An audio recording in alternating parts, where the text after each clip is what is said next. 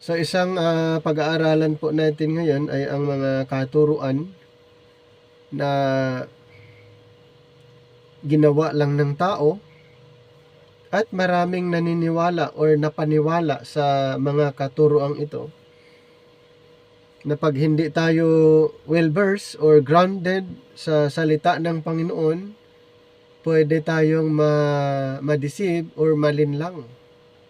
Ang daming mga katuruan ngayon na ginagawa ng mga tao, at dapat nating malaman kung ano yung kanilang motive, ano yung kanilang plano kung bakit gumawa sila ng mga katuruan na hindi naman align sa Bible. So isang pag-uusapan natin yung Spiritism. Siguro familiar po kayo sa Spiritism.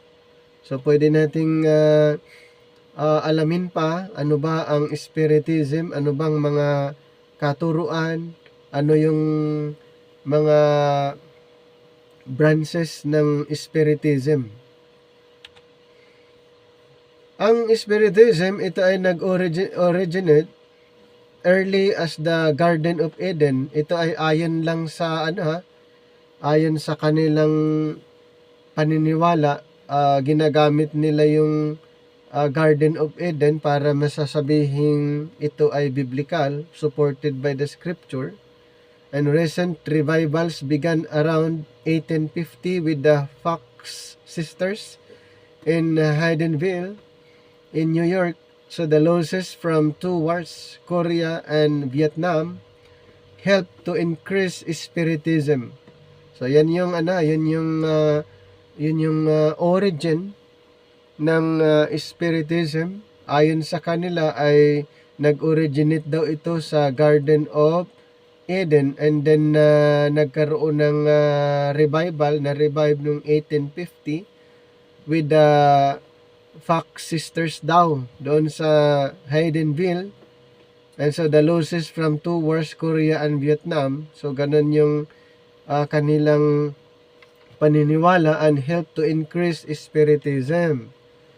So there are several occult-based cults that will fall under this category. So ito yung mga connected sa Spiritism, yung astrology. Okay, yung astrology, Ikankar, Mormonism. So ibig sabihin, Mormonism ay directly related sa Spiritism, Ikankar, at saka astrology. At isa pa doon yung the New Age movement related sa Spiritism, Rosicrucianism, Scientology, Selva Mind Control, and Theosophy. Yan ang mga nag-practice ng Spiritism, itong mga group na ito. So, ano ang kanilang paniniwala tungkol sa Diyos? Ayon sa kanila, God is an impersonal, all pervading energy. All is God and God is in us all. Naintindihan nyo yung kanilang paniniwala kung tungkol sa Panginoon. Para sa kanila, lahat God, lahat ay Diyos. So yun yung paniniwala ng tinatawag na pantheism. God is in all and all is God. Since all are God, all have a divine human potential. Man needs to know and realize that they are one with God and are God to exploit their godlike human potential. Spiritism holds to a form of the original lie of Satan. Man is God, a part of the whole of God. So, kung i-analyze natin yung ganitong klaseng katuruan, pag ipapangaral na lahat Diyos, tatawag pa ba sila ng God? Tatawag pa ba sila sa Diyos? Mananalangin pa ba sila na mayroong God? Hindi na. Bakit? Dahil lahat ay Diyos. Occult practices, magic, sorcery. So, kasama din dito sa Spiritism ay yung magic. So, related pa rin sa Spiritism, sorcery, Satanism, divination, necromancy, witchcraft, voodoo, Spiritism, astrology, and shamanism. Yan, shamanism, ito yung isang paniniwala na mayroong God of the dead. Diyos ng mga patay. So, yan yung mga katuruan related sa Spiritism. At another related practices, the parapsychology, holistic health, yoga, mystics, visualization, occult meditation, hypnotism, psychic practices. Ulitin ko po ha, ito yung mga, pag may mga practice na ganito, yan po ay influence ng Spiritism. Yoga, mystics, visualization, meditations, hypnotism, psychic practices. Ayan. Kung tungkol sa Panginoon, ano kaya ang paniwala ng Spiritism? Jesus Christ is mixed with reincarnation and thus viewed as Jesus the man being reincarnated on earth, and Christ is everyone's occult higher self. Jesus was a medium of higher order. Na yan yung kanilang paniniwala dito sa Spiritism, na si Jesus Christ daw ay isang higher medium of higher order. Ayan. Ano pa ang paniniwala nila? Jesus Christ is not viewed as the unique Son of God, as taught in the Scriptures, who became a man to become our Savior. Sa kanila, sa Spiritism, hindi nila pinaniniwalaan na ganon ang Panginoong Hesus. Jesus is a man who, by spiritual enlightenment, realized that He is God as we all are God or a part of God. Yan yung kanilang claim, paniniwala, itong Spiritism. Later on lang daw na-realize ng Panginoon by spiritual enlightenment na siya pala ay Diyos. Katulad ng karamihan na Diyos, na siya din ay God. So, yan ang ng Spiritism, na nakita nyo yung danger pag ipapangaral itong Spiritism.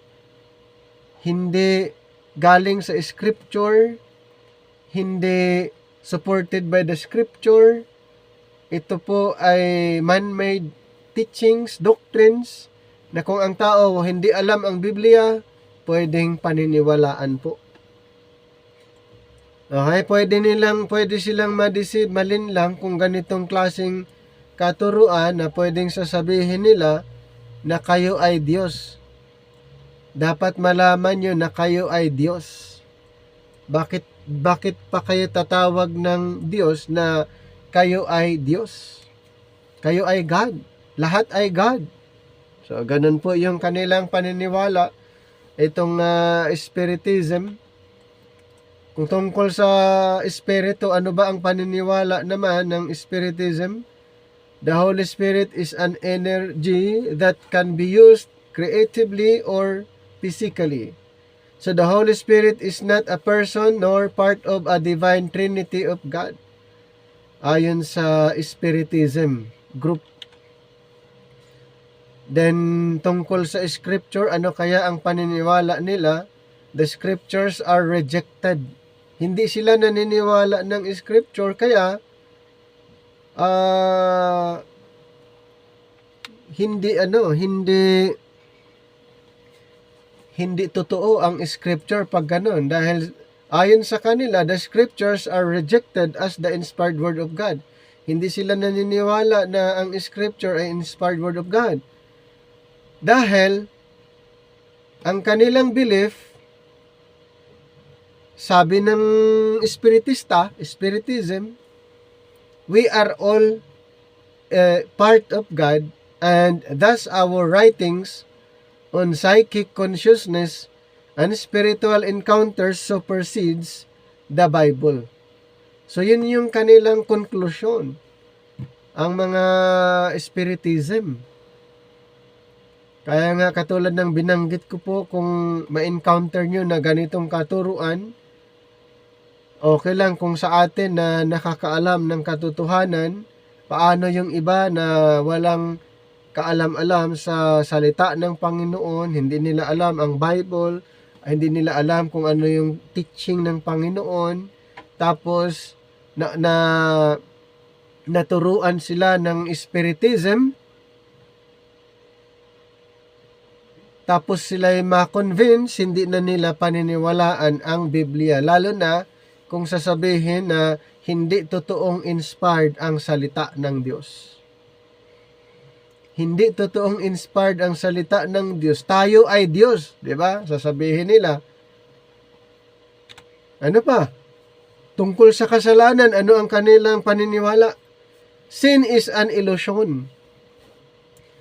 Kung baga, ano lang yun, hindi totoo yun. Isip mo lang yun. Sin is an illusion that is ultimately in harmony with God. There is no such thing because what is right. A lie is the truth intrinsically. Personal sins are errors of the mind because we do not realize that we are a part of God, and as such have not realized our human potential.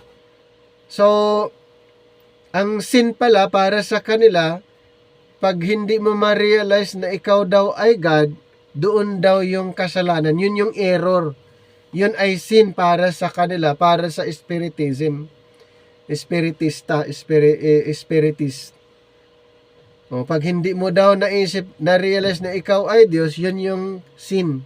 Yun yung error. Ayon sa kanila. Napakatindi, no? Yung ganitong klaseng katuruan. At talagang very deceiving po. Paano naman ang redemption sa mga group sa ganitong group? Ang redemption sa kanila is personal based on human merit, in that we come to realize ourselves and develop our full human potentials to finally be made one with the energy, God, of the universe. So, yung definition nila sa redemption, hindi yung biblical. O, ang redemption sa kanila ay based on human merit. Di ba?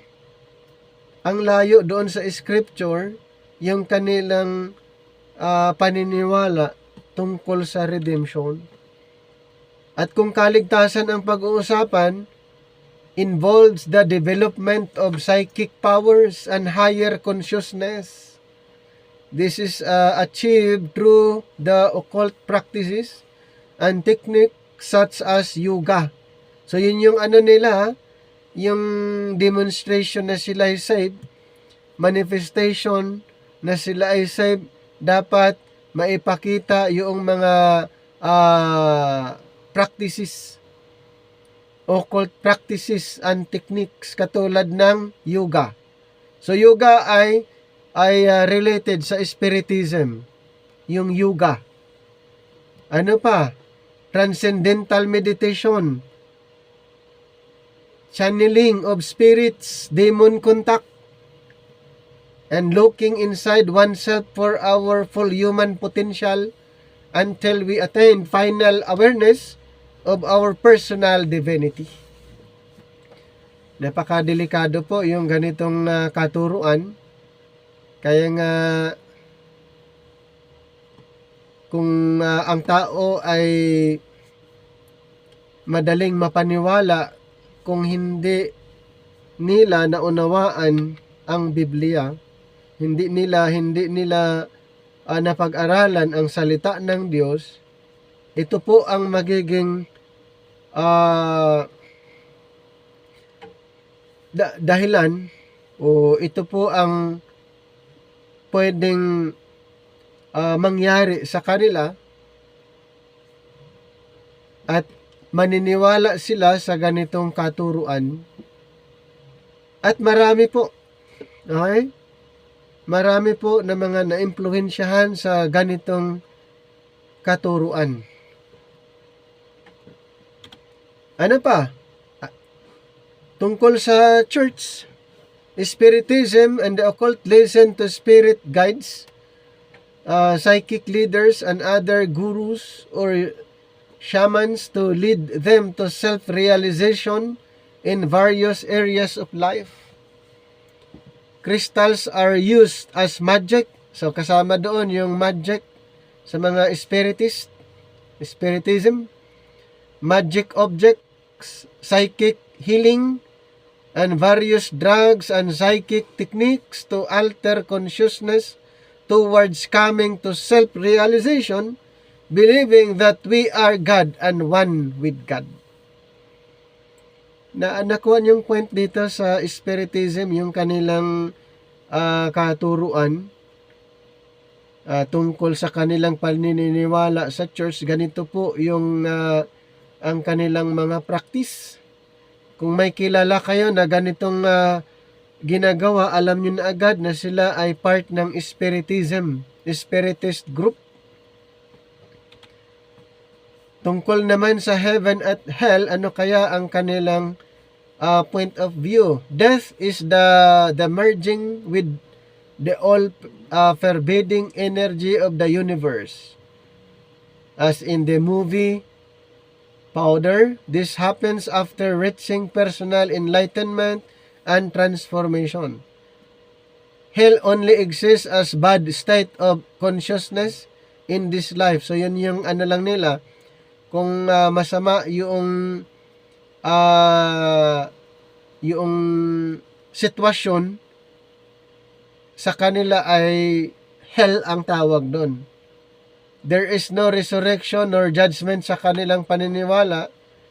Pag namatay ang tao, wala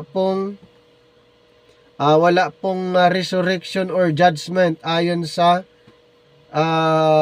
kanila. Siyempre, kasi nga God ang tawag niya. Ang paniniwala nila, lahat ay God. Bakit pa may resurrection? Bakit pa may judgment? Na ang kanilang paniniwala, lahat Diyos. And we will attain a position in the spirit's world or be reincarnated until we reach a higher level. Ganon ang kanilang yung mga spiritist. Nakuha niyo yung ang point ng organization ng group na ito na tinatawag Spiritism. Ayon sa kanila, we will attain a position in the spirit world or be reincarnated until we reach a higher level. So, mayroong tinatawag na reincarnation. Yan. Intindi po yung ang katuruang ito. The real danger of occultic practices is that it is a direct contact to the demon world and lie of Satan. It seeks to exploit man's tendency to think of himself as God and not subject to any higher power but his own consciousness. It is a pervading evil that can creep into the true faith in many ways. Various techniques and reports of supposed phenomenon are being accepted by believers. Ito po ang matindi. May mga naimpluwensyahan sa katuruan ng Spiritism. May mga naimpluwensyahan sa ganitong doktrina po ng mga Spiritism. Kaya kailangan po magkaroon kayo ng kaalaman tungkol sa kanilang mga ginagawa, sa kanilang practice, paniniwala, at least ma-identify nyo agad na ang taong ito, ang kanyang paniniwala ay may kinalaman sa sa spiritism. Ang isa naman na issue ay tungkol sa Unitarianism. So iba naman ito sa spiritism, itong Unitarianism. Another na ginagawa lang din ng tao, katuruan na tao lang din ang gumawa. Ibig sabihin, hindi nakabase sa scripture or hindi ayon sa Biblia yung kanilang mga presentation. So ano ba ang Unitarianism? Ang Unitarianism, ito daw ay first na congregation ay doon sa Boston noong 1785 as a reaction to basic biblical doctrines of sin and eternal punishment. So this cult would seek to question and deny every foundational biblical doctrine. So ano po? Deny every foundational biblical doctrines itong Unitarianism. So the cult has also been labeled modernism. So yung sinabing Unitarianism, parehas lang yung tinatawag na modernism. Tungkol sa God exists. God is an impersonal, all-pervading energy. He is not personal. God has no existence apart from the universe. The processes of nature are themselves the living God.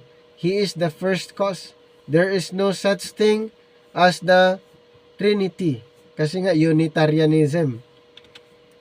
And then, tungkol sa Panginoong Hesukristo, ang paniniwala nila, Jesus and the details of His life are basically a myth. Kung baga, likhang isip lang.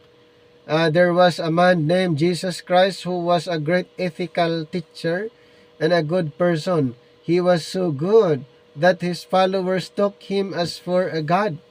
So, ganun lang po yung paniniwala ng Unitarianism or modernism. His miracles are legendary exaggerations of things that are explainable by natural causes. So, sa madaling salita ay itong Unitarianism or modernism, hindi talaga sila naniniwala totally doon sa ginagawa ng ating Panginoong Hesukristo. Ang kanilang presentation ay contrary kung ano ang sinasabi ng Biblia. A virgin birth and resurrection are not an essential part of the Christian faith. There is no such thing as the Trinity. Jesus Christ is not viewed as the unique Son of God, as taught in the Scriptures, who became a man to become our Savior. Itong Unitarianism or modernism ay hindi sila naniniwala doon na si Kristo ay Son of God ayon sa Scripture. Then, ang paniniwala nila sa Holy Spirit, almost on place in Unitarianism, He is pictured as an energy. Ano daw ang Holy Spirit ay ipinapaliwanag nila or inilarawan nila as energy that impulses men to do right and good deeds. Parang ganun lang po yung kanilang paniniwala tungkol sa Holy Spirit, that impulses men to do right and good deeds. He is an influence that emanates from the divine side of man's nature, his conscience. Ano pa? Tungkol sa Scripture, ayon sa Unitarianism or modernism, the Scriptures are rejected as the inspired Word of God and authoritative. Hindi nila pinaniniwalaan na ang Word of God, okay, ay authoritative. there are many divine books. So hindi nila pinaniniwalaan yun na inspired word ang word of God, kasi nga marami pang mga divine books ayon sa Unitarianism. The scriptures are a collection of myths. Collection of myths or mga gawa-gawa lang na mga kasulatan, legends, ethical teaching, and they are to be considered as any other good advice. Man is placed above the scriptures. Basic humanism. Yan. At ang pananaw nila sa tungkol sa kasalanan, sin does exist and is slowly but surely being eradicated by the good works of men. So, ma-eradicate, mawala yung sin sa pamamagitan ng kabutihang ginawa ng mga tao, and man is in the process of evolution. Ayon sa Unitarianism or Modernism, ang tao daw ay nasa proseso ng evolution which has neither beginning nor end. He is slowly evolving out from under sin. So the tool for change is education daw ayon sa kanila.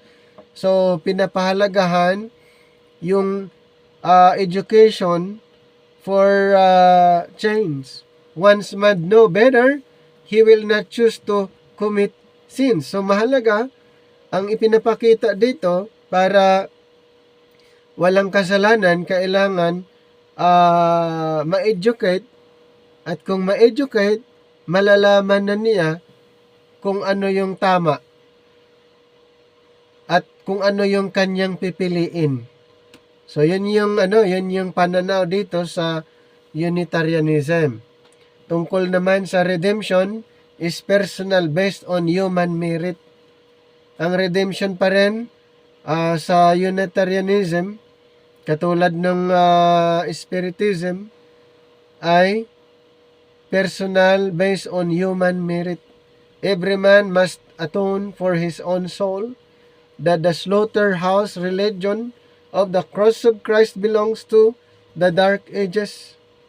The gospel of gore is a worn out concept. Yan. Ang kanilang conclusion regarding sa redemption, paniniwala ng Unitarianism. Why should God require a sacrifice of His Son before He could feel free to forgive His erring children? Nothing like that was ever needed. Yung kanilang filosofiya, sabi niya, why should God require a sacrifice for His Son before He could feel free to forgive His erring children? They denied the cross and atonement of Christ. So, malinaw na itong Unitarianism, they denied the cross and atonement of Christ. Hindi nila naunawaan talaga ang scripture. Hindi nila naunawaan kung ano yung purpose sa ginawa ng ating Panginoon sa cross. Tungkol sa kaligtasan, ano ang kanilang pananaw? Salvation is seen for all in the view of the universal fatherhood of God and the common brotherhood of man. Consecrated Unitarian Christians are to busy with deeds of love and justice to give any selfish thought to their own salvation. So nakita nyo yung kanilang pananaw. God requires that man be good and do good. All men are the sons of God and will eventually be saved. Kasi yun nga ang paniniwala ng Unitarianism. So lahat maligtas. Lahat. Salvation for the Unitarian is a works system. So kailangan pa rin ang tao mag-perform ng good works para sa kanilang kaligtasan. Kaya, be good. God requires that man be good and do good. Yun, kaligtasan sa kanila yun. At tungkol sa church, ang paniniwala ng Unitarianism, ang church services for the Unitarian consist of current events. Kumbaga, more on sa mga current events, mga pangyayari, and then topics of interest, with the emphasis upon, number 1, undercutting the cardinal doctrines of biblical Christianity. Number 2, stressing the need for good works and deeds as a part of life that brings rewards and salvation. Ano ang kanilang pananaw sa heaven and hell? Death automatically brings salvation because all men are viewed as sons of God. Nakita niyo yung ano nila, kumbaga, pag pag namatay, salvation brings salvation ayon sa kanila, dahil nga all men are viewed as sons of God. Heaven and hell are both denied. Walang heaven, walang hell ayon sa Unitarianism. Hindi nila pinaniniwalaan yon. There is no belief in either judgment or eternal punishment. Both are rejected. Walang ganon. Wala silang paniniwala na ganon. Ayon sa scripture, walang punishment, walang eternal punishment, walang judgment, walang heaven, walang hell. Nakuha niyo yung kanilang paniniwala tungkol dito. And they believe is that neither God nor angels could be happy if a single human were suffering. God is too loving and merciful to send His creatures to an eternal punishment. So talagang ayon sa kanila, walang ganon. Walang anghel o walang kahit tao man na mag-suffer. Ang Panginoon mapagmahal Ang Panginoon ay merciful. Papayag ba siya niya ang kanyang nilalang ay parusahan?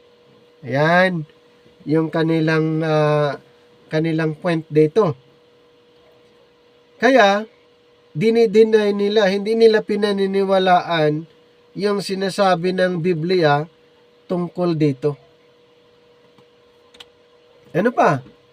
Ang Unitarianism emphasizes the fruits of Christianity without the Savior, without the Savior, nor the sacrifice as the way of salvation. It appears somewhat Christian while denying Jesus Christ, His Word, and most of the cardinal doctrines of the faith. Kaya nga katulad ng na-mention ko na kung ang tao ay marinig niya itong turo ng Unitarianism, hindi na siya maniniwala talaga sa Bible. Hindi na siya maniniwala kahit anong paliwanag pag sila'y na brainwash, sila ay na-convince sa ganitong katuruan. Kaya napaka-danger po itong doktrinang ito, Unitarianism or Modernism. At another danger na pag-aaralan natin, yung isang organization na tinatawag Seventh-day Adventism. Another man-made teaching, man-made doctrines na karamihan ito po'y pinaniniwalaan ng mga tao, at pag hindi natin alam yung kanilang mga katuruan, ay pwedeng makonvince ang karamihan. At hindi lahat ay nag-aaral ng Bible. Pwedeng madaling ma-deceive, ma-convince gamit ang ganitong katuruan. So ano ba ang Seventh-day Adventist or Seventh-day Adventism? Ito po ay actually nag-originate po ito nung 19th century sa prophetic movement under the teaching of William Miller. Kailan? 1782 to 1849. So, William Miller ang dito, ang talagang proponents, and then his work was modified. So yung kanyang work later on na modified ng nagpakilalang prophetess na si Ellen Goldwhite to become Adventism, which generally accepts White's writings along with scripture. So hindi na kay William Miller na nakaturuan ang susundin kasi na modified after William Miller ay na modified yung kanyang teaching ni Ellen G. White na nagpakilalang propeta, kaya lahat ng katuruan ng Adventist ay susundan na yung writings, sulat ni Ellen White. Ayan, yun na yung kanilang pinaniniwalaan. Yun na yung kanilang sinusunod, yung turo ni Ellen G. White. Tungkol sa Panginoon, ang Seventh-day Adventism is basically orthodox. Bakit orthodox? Kasi naniniwala sila sa pinaniniwalaan ng mga Kristiyano. In its acceptance of the God of the Bible, the Trinity. So naniniwala sila ng Trinity and all other aspects of the Godhead. Their view of the Trinity is entirely orthodox. At tungkol sa Panginoon ay kaya very deceiving kasi naniniwala sila Jesus Christ is the Son of God who became man as is the orthodox view of Christianity. He is God and man to be the Savior from sin as taught in scriptures. So kung i-analyze mo ay yung very convincing talaga kasi yung hindi niya kinukontra ang scripture. Ano pa? By majoring in prophecy. Dito naman ay maganda na sana yung dahil naniniwala sa Panginoong Hesus, and then later on na yung kanilang binibigyan ng halaga yung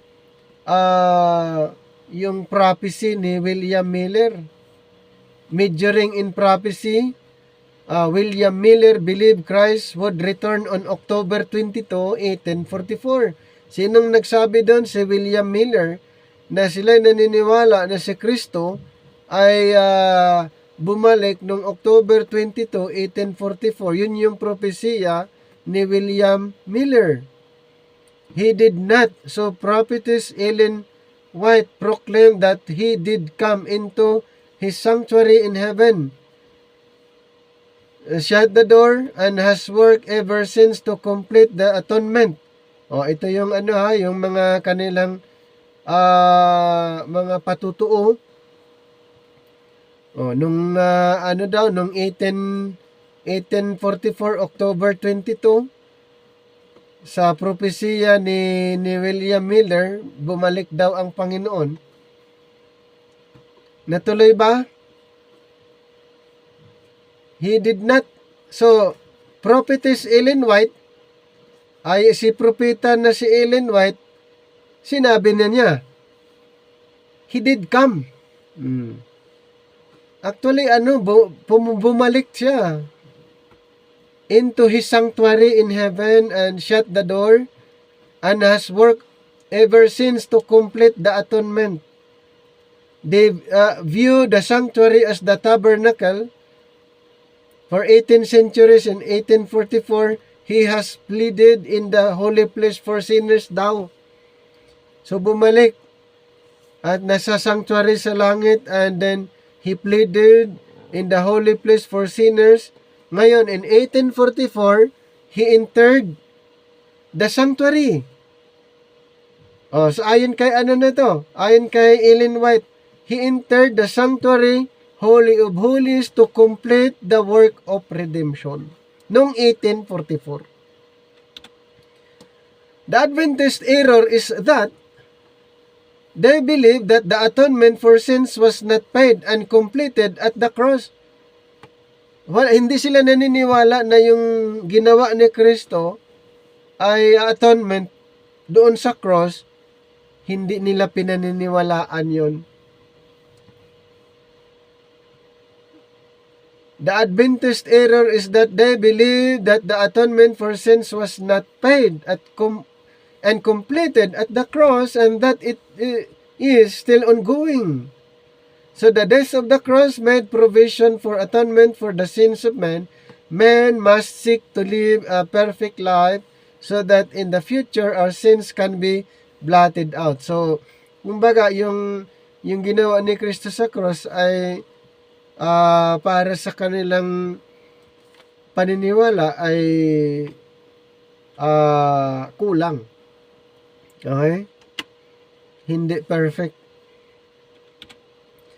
Now, tungkol sa Holy Spirit is the third member of the Trinity. The Seventh-day Adventists hold to the Christian doctrines of the Holy Spirit. Kaya nga pag papakinggan mo yung kanilang ay talagang madideceive din yung karamihan dahil ang presentation nila ay halos parehas ng Orthodox Christian. Ina-adapt nila yung Orthodox Christian, sila ay naniniwala din. Pero pag gagamitin na nila yung scripture na kanilang ginawa ay lumayo na naman sa scripture.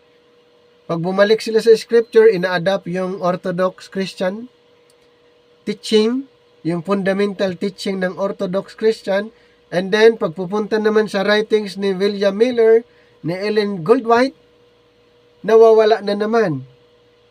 So, ganun po yung scenario dito. So, the Bible is the inspired word of God. Pinaniniwalaan ng Adventist, as does the Orthodox Christianity. However, they also believe that ito yung naidagdag naman.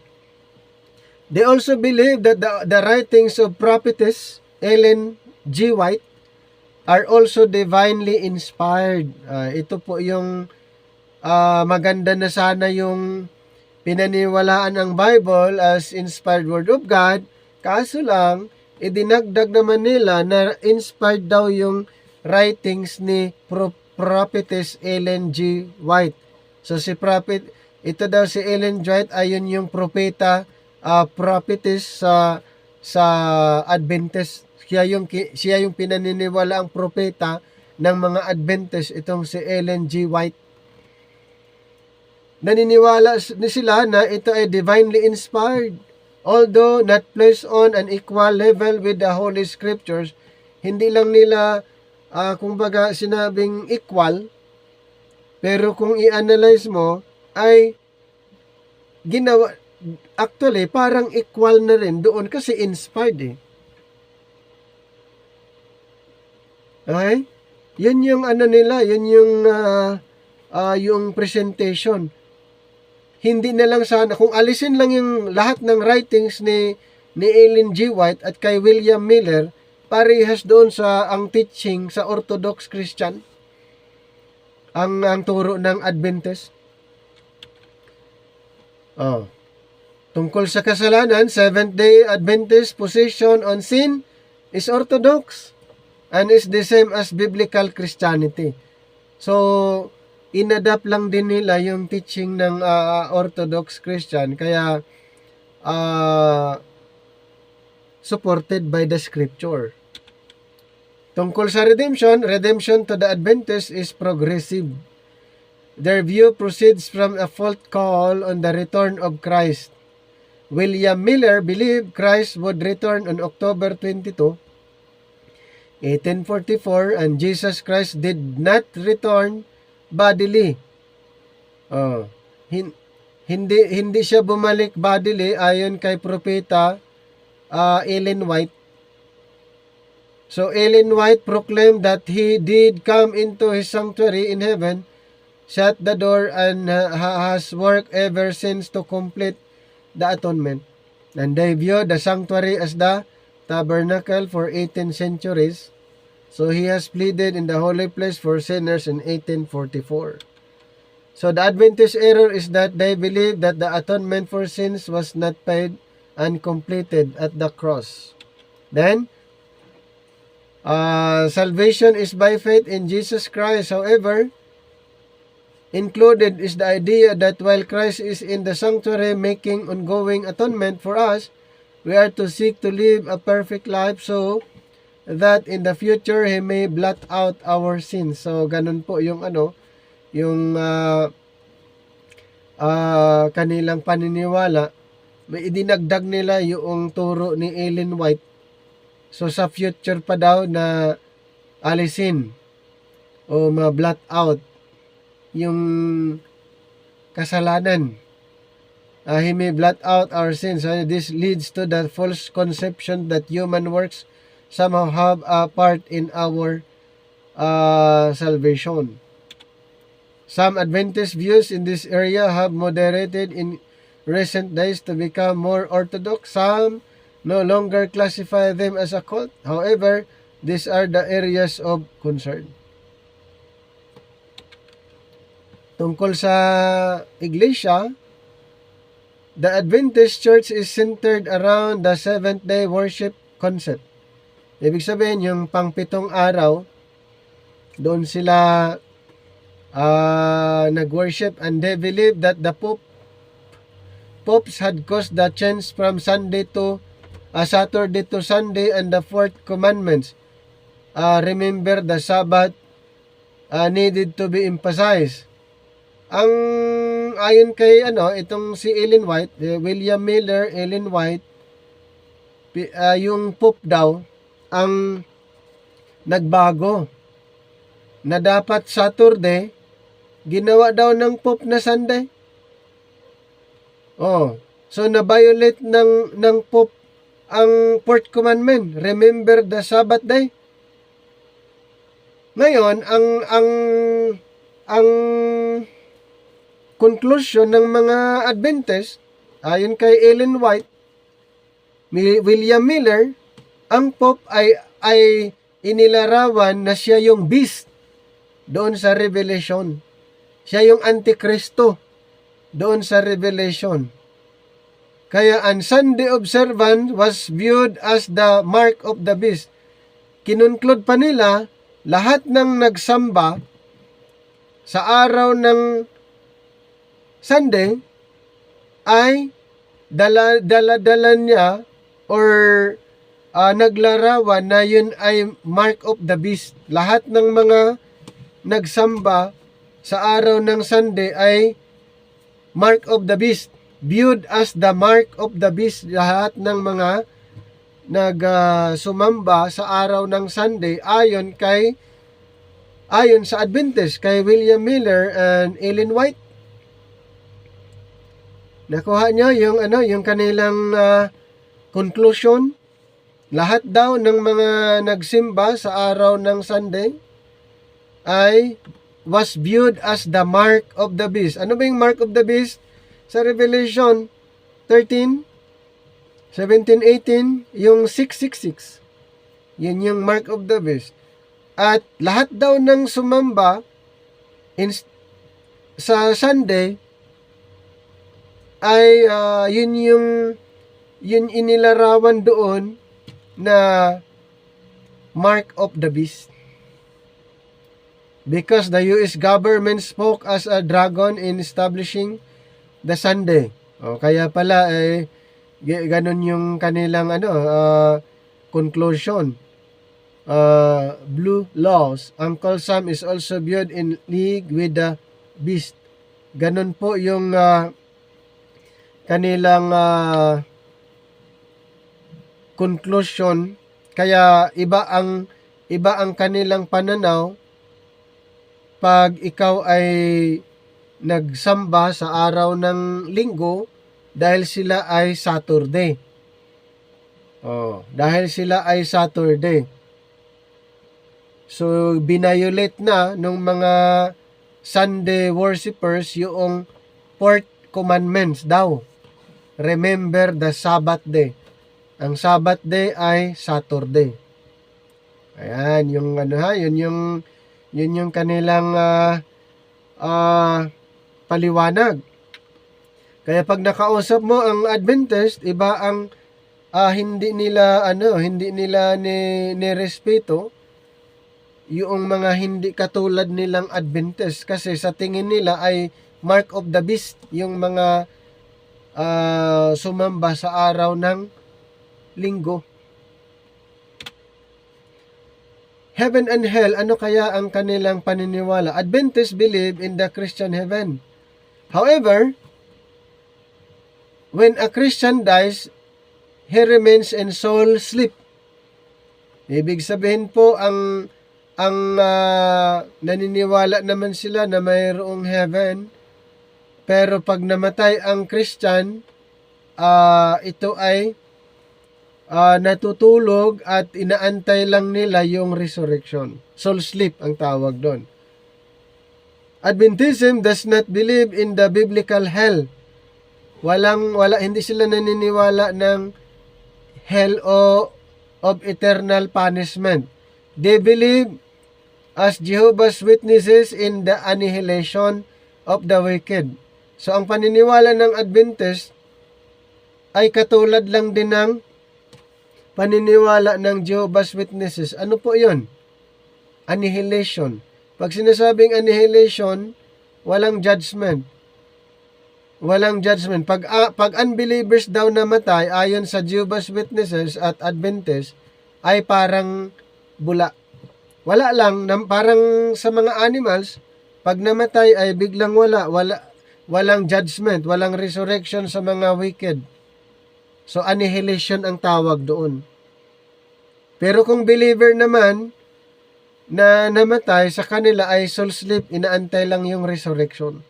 Pag unbelievers naman ay annihilation. Walang judgment, walang resurrection, wala lang.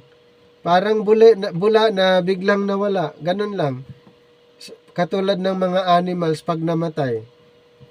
Yun yung pananaw lang nila. And they believe that sin and sinners will be blotted out of existence. Yan. So the major errors of Adventism began with an overemphasis on prophecy and seeking to name dates. Yung prophecy ni William Miller and ni Ellen White. Their system includes free Christian schools. Ito naman ang magandang programa nila dahil nagbibigay sila ng free schooling, ay talagang maraming makapag-aral talaga. Kasi mayroon silang free schooling and then Old Testament law implementation. So pag nag-aaral ay in-educate ng mga estudyante regarding the Old Testament law and then dietary laws and upholding of the Christian family.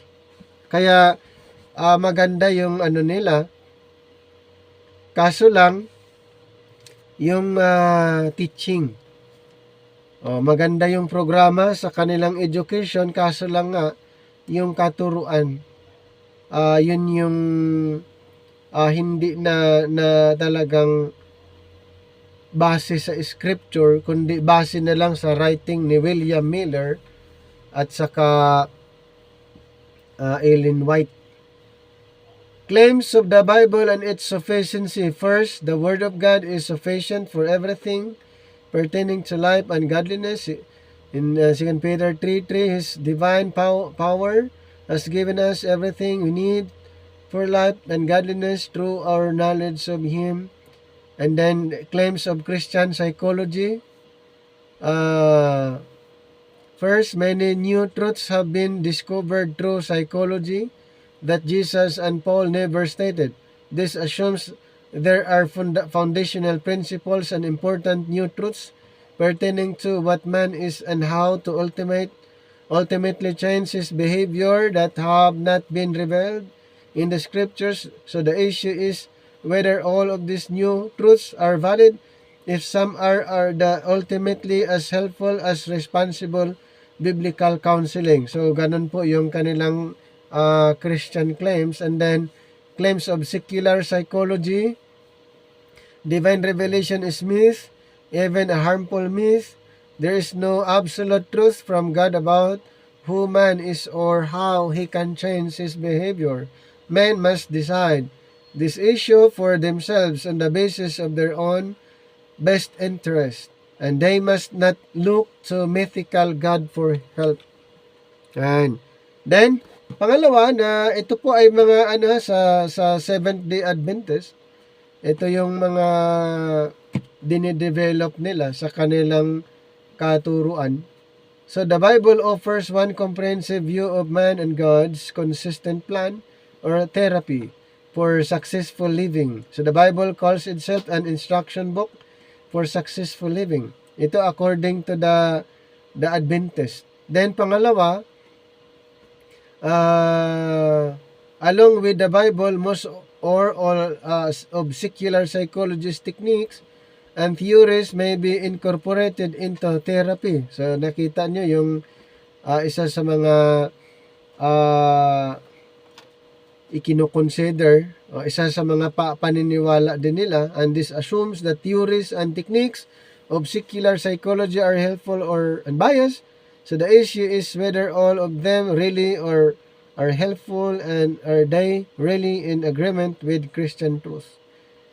And then pick one of 250 conflicting secular theories of human personality, then choose one or more of 10,000 different techniques to apply your particular theory in counseling. People have faith that the chosen theory and technique will lead the counselee to a life of success and happiness. Ano pa? The Bible claims God has given us through Christ everything for life and godliness, including those areas of concern to modern psychology such as relationships, self-image, and personal behavior. So in some areas, modern psychology should be granted priority over the Bible. Nakita niyo po,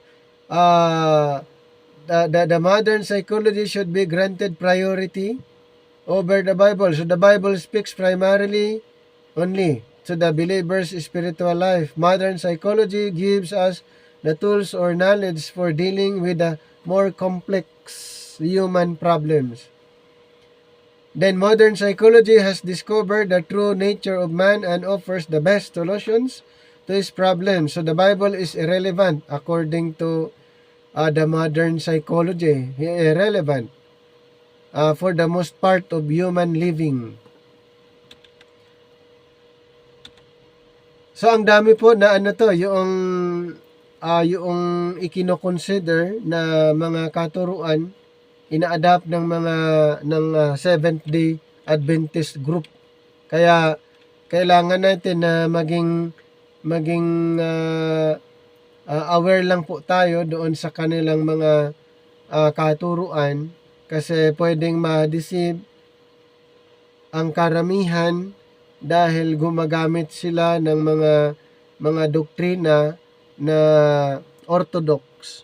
Pero doon mo lang ma-identify na iba kung gumamit na sila ng writings ng kanilang propeta na si William Miller at si Ellen G. White.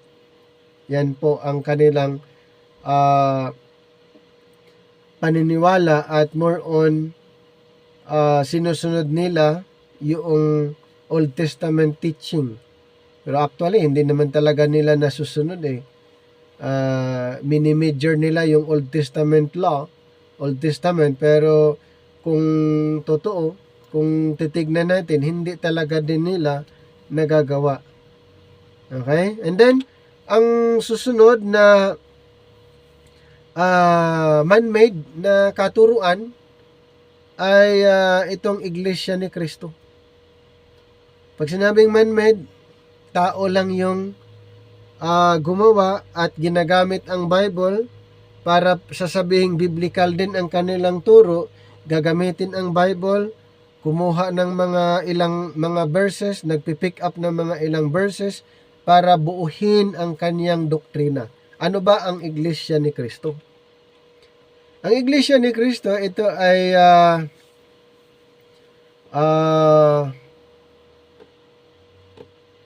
founded by Felix Manalo. Niregistered niya noong 1914. Okay? Siya yung pinakaunang executive minister. Kailan na-register ang Iglesia ni Cristo? 1914. Saan nag-originate? Siyempre dito sa Pilipinas. Ang founder and then first executive minister ay si Felix Y. Manalo. Iglesia ni Cristo claims to be the one true church. Ayon sa kanila, sa kanya, ito yung totoong iglesia. At the restoration of the original church founded by Jesus. Ayon kay Felix Manalo, ang Iglesia ni Cristo ay restoration of the original church na founded by Jesus, and that all other Christian churches are apostates. Ayon sa kanya, Iglesia ni Cristo doctrine cites that the official registration of the church with the governments of the Philippine Island on July 27, 1914 by Felix Manalo, upheld by its members to be the last messenger of God. Anong sabi niya? Siya daw yung last messenger ng Panginoon. Si Felix Manalo was an act of divine providence, the fulfillments of biblical prophecy concerning the reestablishments of the Church of Christ in the Far East, concurrence with the coming of the seventh seal, marking the end of the day. So, kiniklaim niya yun eh. Okay? Kiniklaim niya na itong Iglesia ni Cristo ay ito yung fulfillment sa regarding doon sa coming of the seventh seal sa Book of Revelation, at yung church na na-establish doon sa Far East, na kung i-search, na kung ito ay sinearch niya, ang Far East daw ay Philippines. Since na ang Iglesia ni Cristo ay na-establish dito sa Philippines, ngayon, ikinoconclude niya ang Iglesia ni Cristo, ang fulfillment doon sa na-mention sa propesya, at siya ang last messenger. O, di ba? Na napakatinding deception po 'yon. Kawawa talaga yung walang kaalam-alam sa Biblia, hindi natuto, hindi naunawaan, at madali pong ma-convince. By the time of Manalo's death in 1963, the Iglesia ni Cristo had become a nationwide church with 1,250 local chapels and 35 large concrete cathedrals. So bago namatay itong si Manalo, ang dami pong mga local chapels na na-establish, at saka yung mayroong 35 large concrete cathedrals.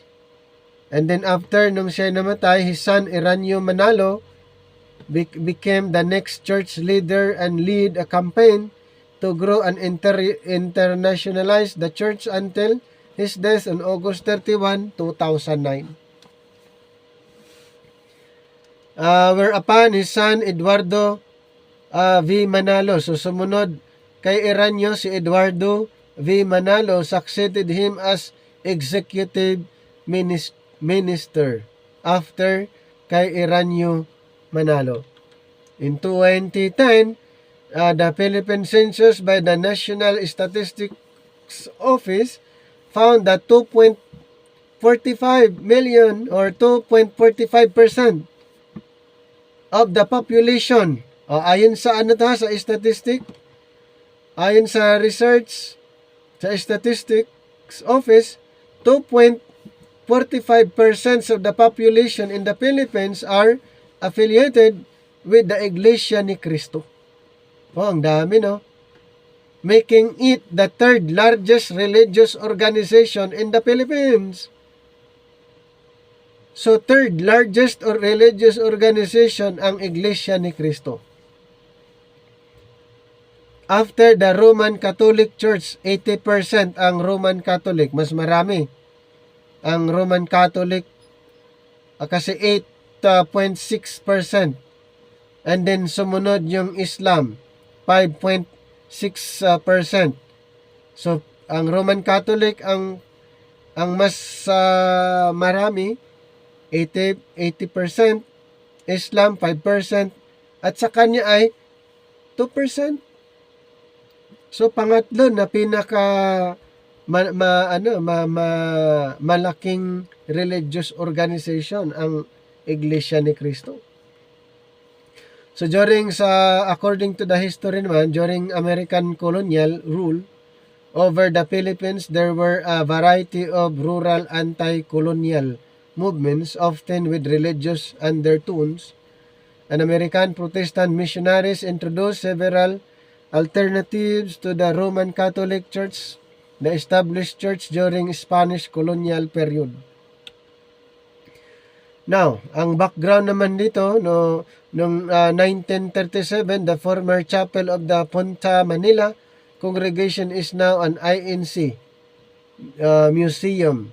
Felix Y. Manalo, born on May 10, 1886, in Taguig, Philippines, was baptized in the Roman Catholic Church. In his teenage years, Manalo became dissatisfied with Roman Catholic theology. So itong si Manalo ay alam niya na Catholic ang kanyang background, pero hindi siya satisfied sa turo ng Roman Catholic theology. So according to the National Historical Commission of the Philippines, the establishments of the Philippine Independent Church na tinatawag Aglipay or Aglipayan Church was his major turning point, but Manalo remained uninterested since its doctrines were mainly Catholic. So, ganon yung background, hindi siya interested. At noong 1904, umalis siya sa Catholic, pumunta ngayon siya sa Methodist Episcopal Church.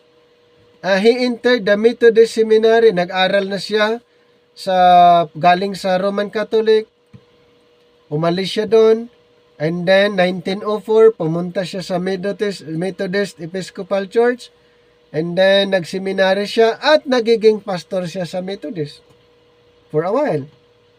And he also sought through various denominations.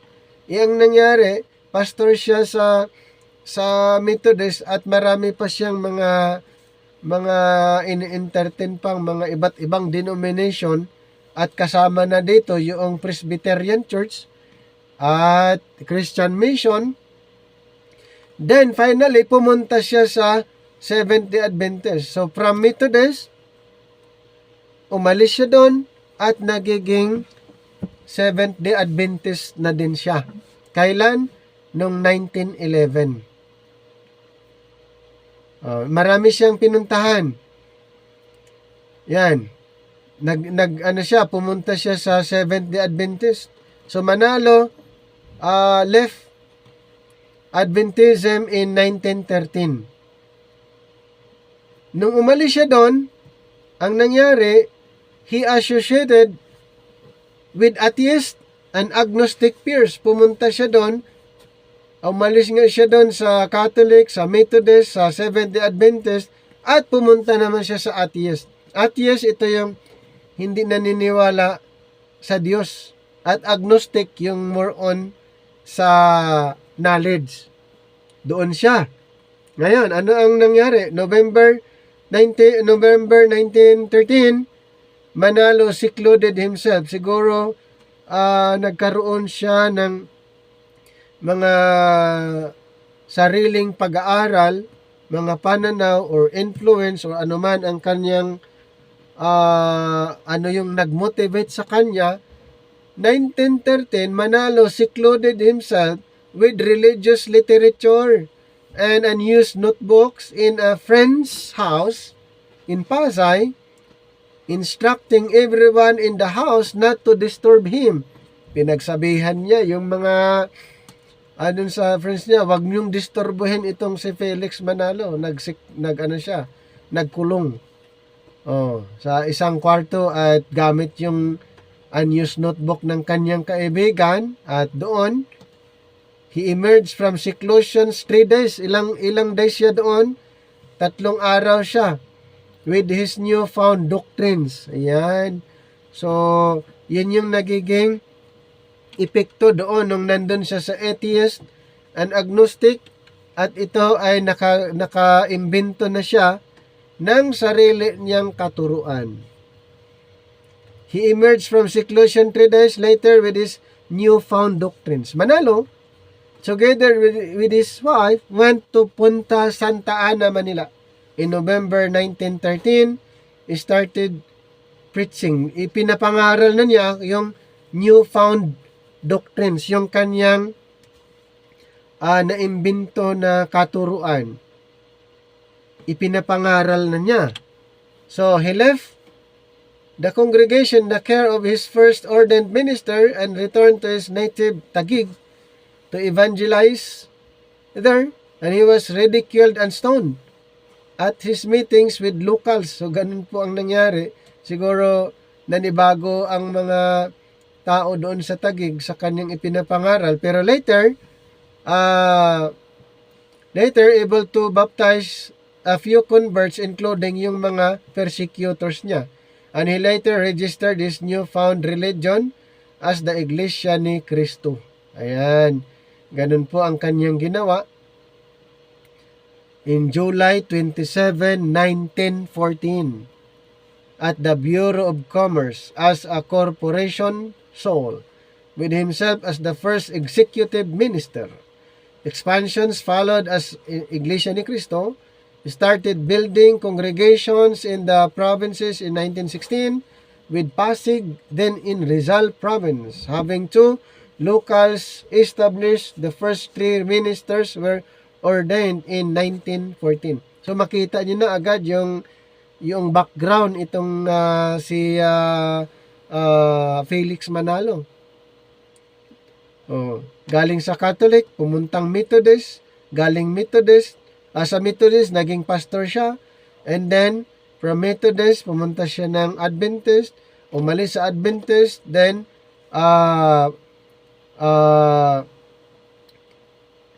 naging atheist, and then agnostic, then later on nagkulong siya ng 3 days, at mayroon daw siyang bagong katuruan, and then ipinapangaral niya na July 27, 1914, iniregister niya as Iglesia ni Cristo. 1924 had about 3,000 to 5,000 adherents in 43 or 45 congregations in Manila and 6 nearby provinces. By 1936, INC had 85,000 members. This figure grew to 200,000 by 1954. And in Cebu, congregation was built in 1937, so the first to be established outside of Luzon, and then first in the Visayas. The first mission to Mindanao was commissioned in 1946, and then meanwhile its first concrete chapel doon sa Sampaloc, Manila in 1948. So adherents fleeing for the provinces away from Manila, where the Japanese forces were concentrated during World War II.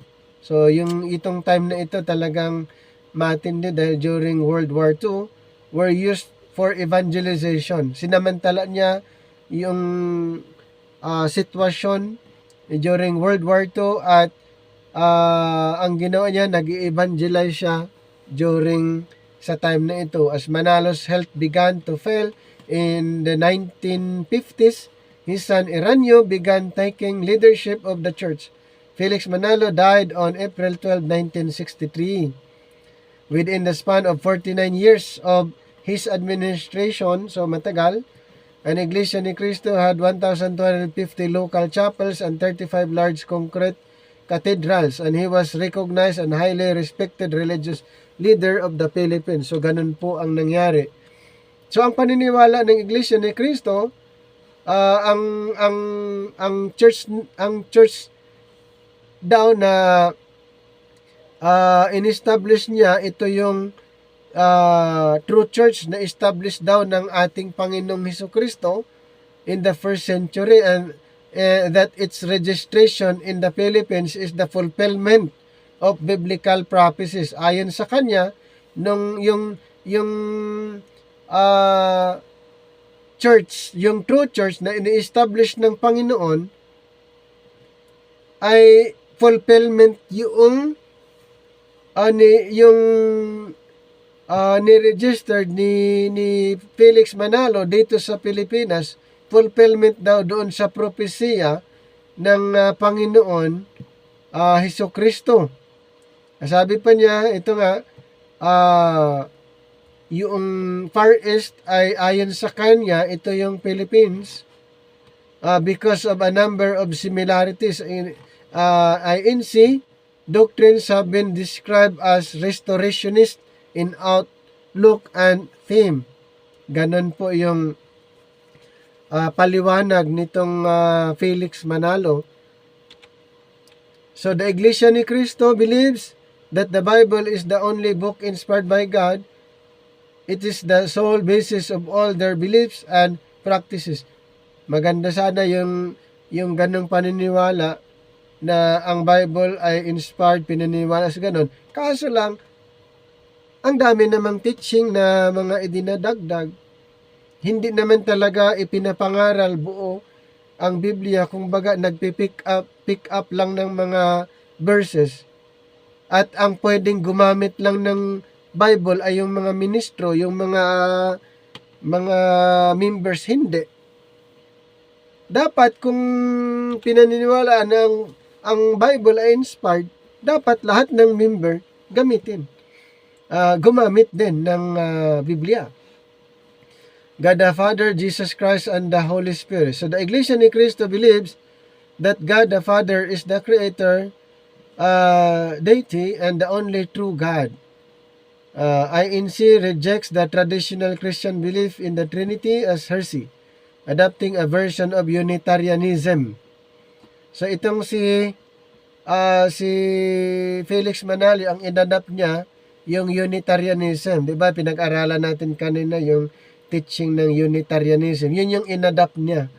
And they believe that this position is the attested by Jesus Christ and the apostles. Yun sa kanya. Christ and the apostles are united in teaching how many and who is the real God. Similar to other true Christians, according to Apostle Paul, there is only one God, the Father, not the Son. So, and more, so not the Holy Spirit.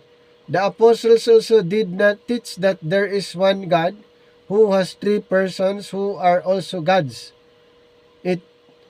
Trinity is not found in the Holy Scriptures or the Bible, and if Catholic priests ever use the Bible to prove these teachings of theirs, all are based only on supposition and presumption. So yun yung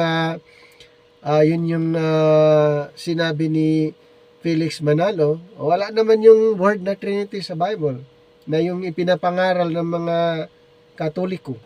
Yun yung sabi niya. Walang ganun.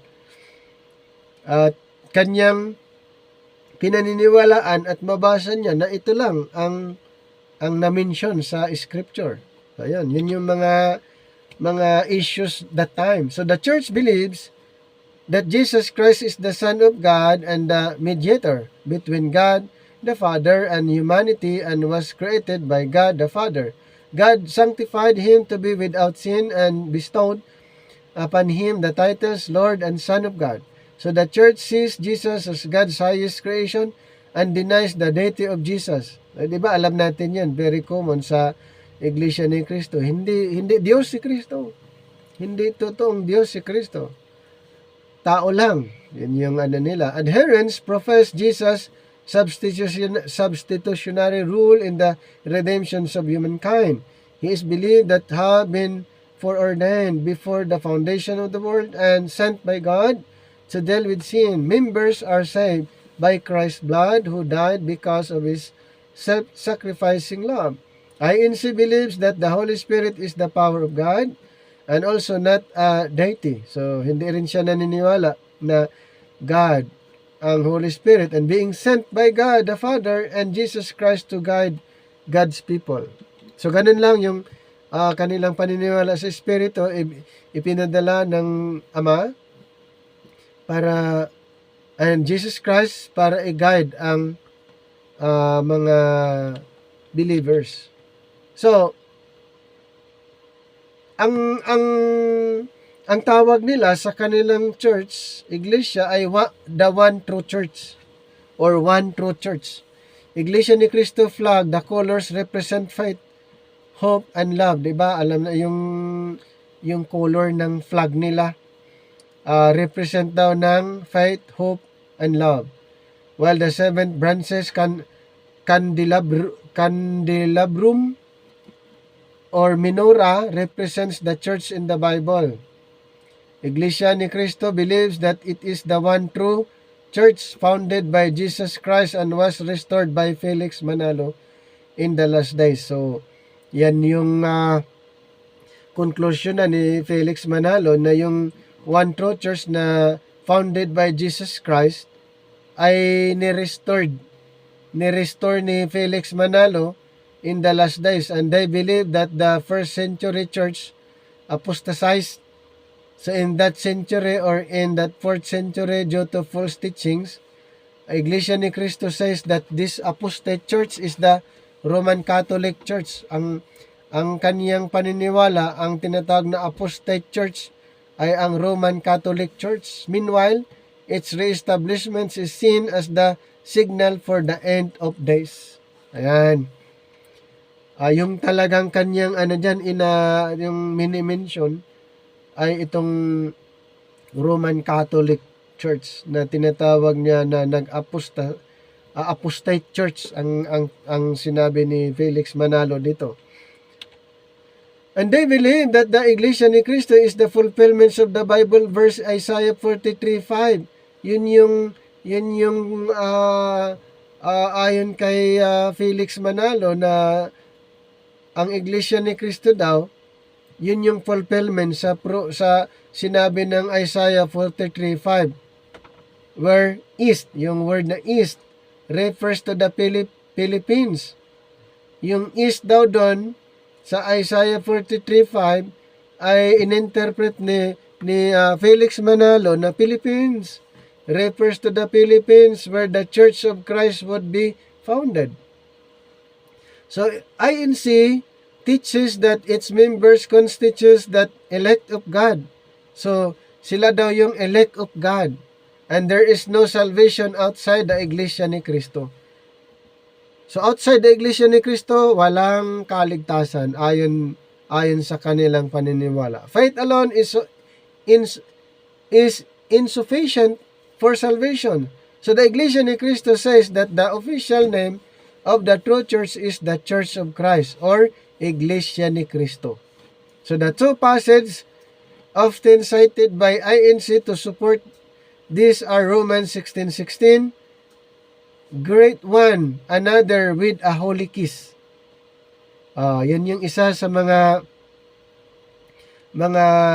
strong verse na ginagamit nila, great one, another with a holy kiss.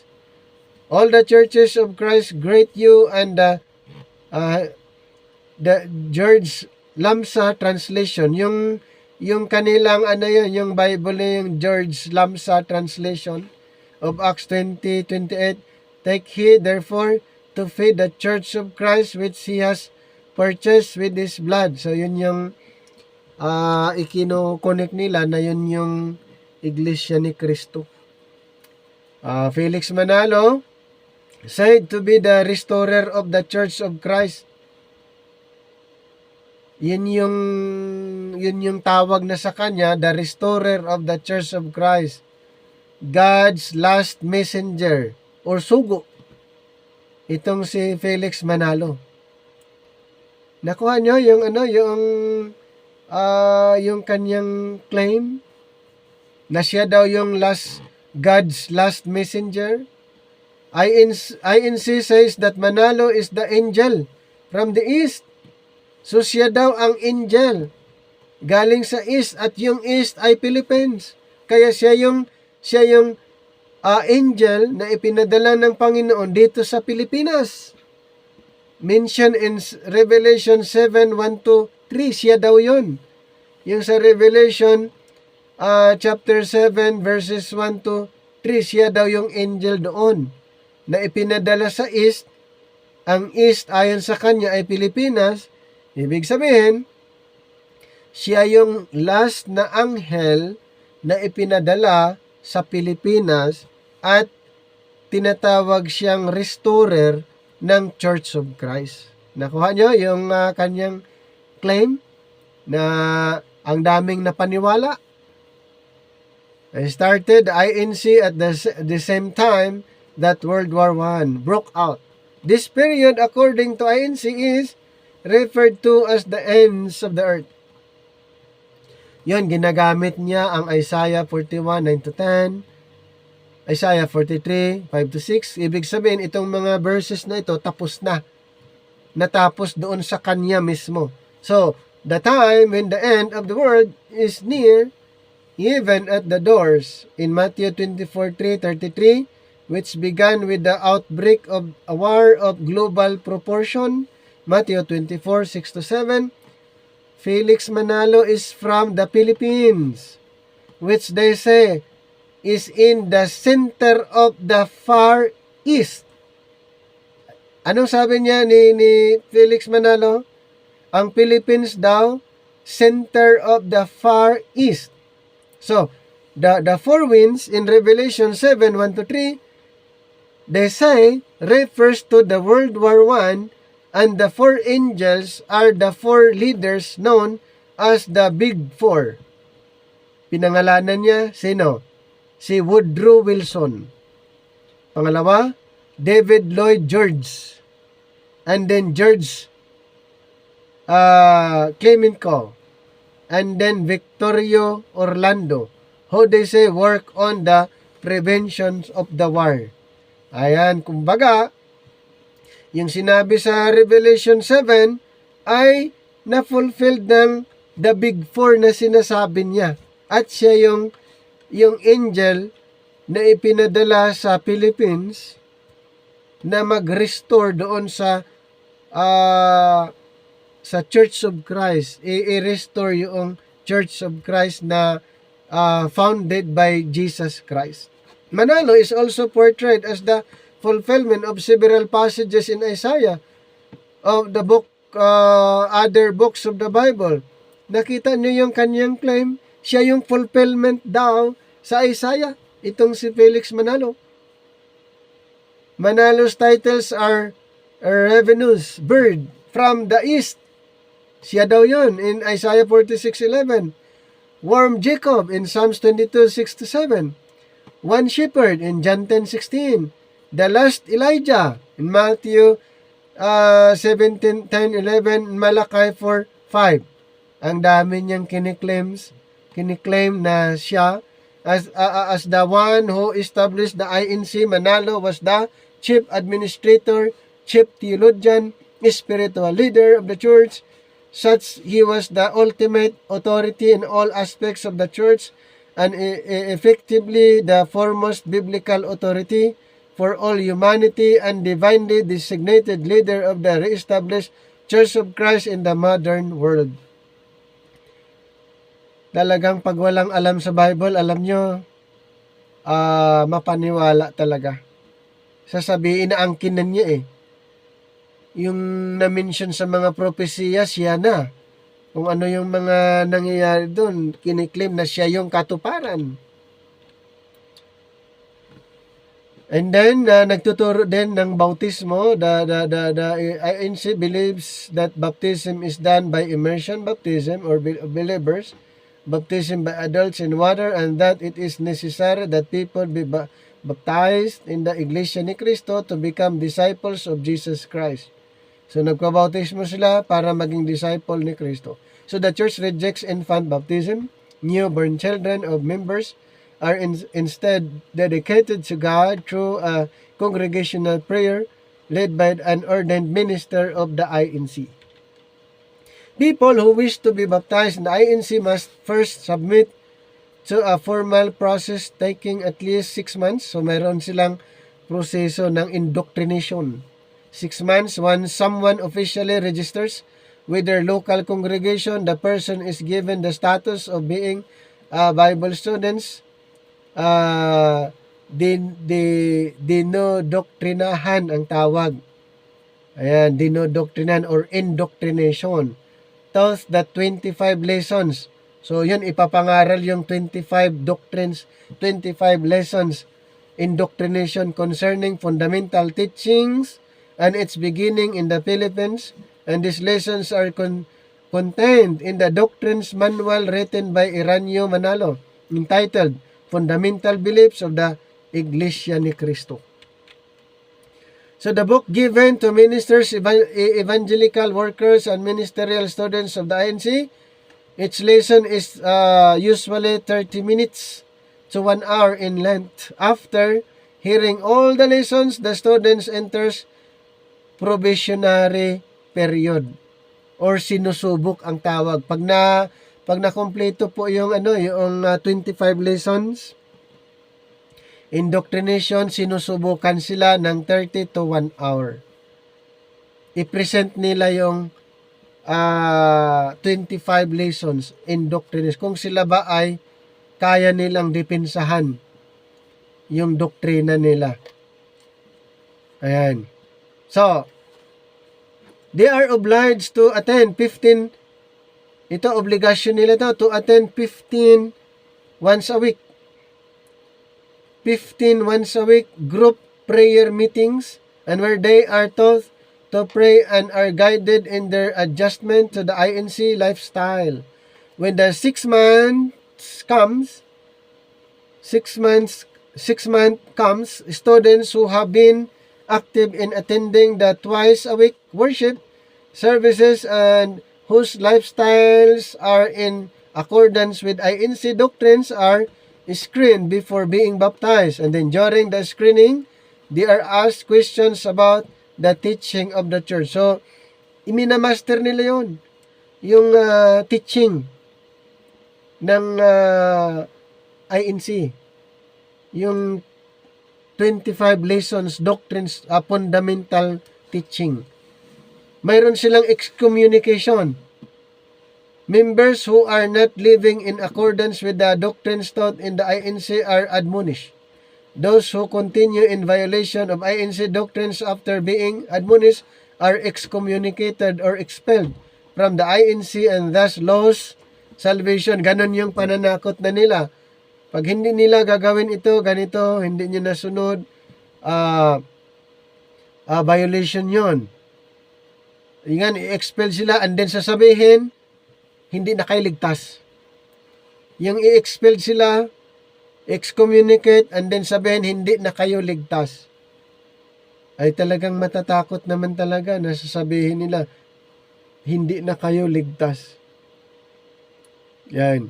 And therefore, the church does not believe in the perseverance of the saints, certain violations such as eating blood. So, yan, pag kumain ng dinuguan, violation na yun. And being absent from worship, service, too long, without any solid reason. Naku, ang tindi. Mawawala na yung kaligtasan nila, excommunication. And marrying, or having a romantic relationship with a non-member. So, hindi pwedeng makipagrelasyon na hindi miyembro nila. Ayan, excommunication. Mandatory excommunication. Hindi na sila ligtas. So, ganun po yung kanilang paniniwala. Tungkol sa eschatology, mayroon din silang katuruan. INC believes that a person is composed of body, a vehicle, soul, individual, and spirit, life, or fuel. members believe that when a person dies, her body and soul both die and go into the grave where both will remain until the second coming of Christ. So naniniwala din sila ng second coming of Christ. And whereas the spirit will go back to God upon Christ's return, all dead servants of God from the time of the patriarchs up to the last days would be resurrected to join living, faithful, and loyal INC. Pero mga lang, kumbaga babalik ang Panginoon para sa loyal and faithful na membro ng INC. Parang ang pinakapunto nila, babalik ang Panginoon para lang sa miyembro ng Iglesia ni Cristo. Taliwas na po sa Bible yon. They will be rewarded by living in the holy city or New Jerusalem. Yung Iglesia ni Cristo. Di ba na? Yun yung lang nila. Together with God the Father and Jesus Christ. After 1,000 years, naniniwala din sila na mayroong 1,000 years. After 1,000 years, a second resurrection would occur, and non-INC members will experience second death. Ibig sabihin, ang INC lang ang babalikan ng Panginoon, paghaharian ng Panginoon 1,000 years, and then sa after 1,000 years, yung second resurrection, lahat ng hindi miyembro ng INC, doon daw bubuhayin. Yan yung nila, yung paliwanag. Members will experience second death, which is the lake of fire. Dagat-dagatang apoy. So the church believes that God set a day where He will judge all people, and they believe that this day is also the second coming of Jesus Christ. Talagang mapaniwala yung dyan. Pag ganun po ang katuruan, kaya mag-iglesia ni Cristo na lang yung tao dahil wala siyang ka-idea, ano man dyan. Dahil biro mo yun, sasabihin, lahat ng hindi iglesia ni Cristo itatapon sa dagat-dagatang apoy. So, napakarami po na yung malalaman natin dito sa kanyang mga katuruan na ang layo sa Bible, kiniklim na niya yung Bible at ang Panginoon babalik sa second coming para lang sa kanila. Siya maghari para lang sa Iglesia ni Cristo. Yun po yung sinasabi natin na man-made doctrine, man-made teaching, kaya kailangan natin na maging aware tayo, magkaroon lang tayo ng kunting kaalaman, idea, doon sa kanilang doktrina, at least papaano mayroon tayong idea sa kanilang katuruan. So hanggang dito na lang muna ang ating presentation tungkol sa mga man-made teaching or mga katuruan na ginagawa ng tao at ito'y ginagamit na ang mga katuruang ito ay ginagamit panglinlang sa mga ibang walang kaalam-alam sa Biblia. Okay? So hanggang dito na lang. Maraming salamat.